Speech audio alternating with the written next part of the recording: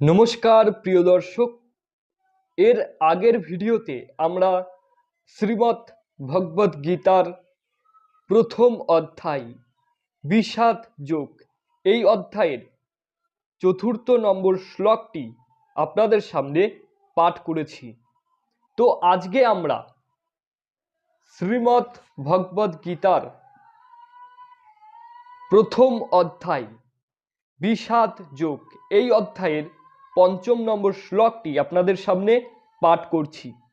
তো ৫ম নম্বর শ্লোকে রাজকুমার দুর্যোধন বলছেন, দৃষ্টকেতুষ্যে কিতানাহা কাশীরাজস্য বীর্যবান পুরুজিত কুন্তিভোজস্য শৈবস্য নরপুঙ্গম্ব।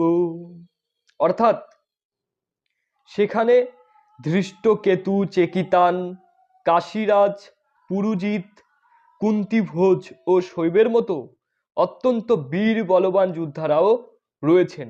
অর্থাৎ এখানে রাজকুমার দুর্যোধন যাদের নাম উল্লেখ করলেন তারা সকল প্রকার অস্ত্রশাস্ত্রে পাণ্ডিত্য অর্জন করেছিলেন। অর্থাৎ তারা সব রকম যুদ্ধ বিগ্রহতে পারদর্শী ছিলেন। তাদেরকে যুদ্ধে পরাজয় করা প্রায় অসম্ভব ছিল।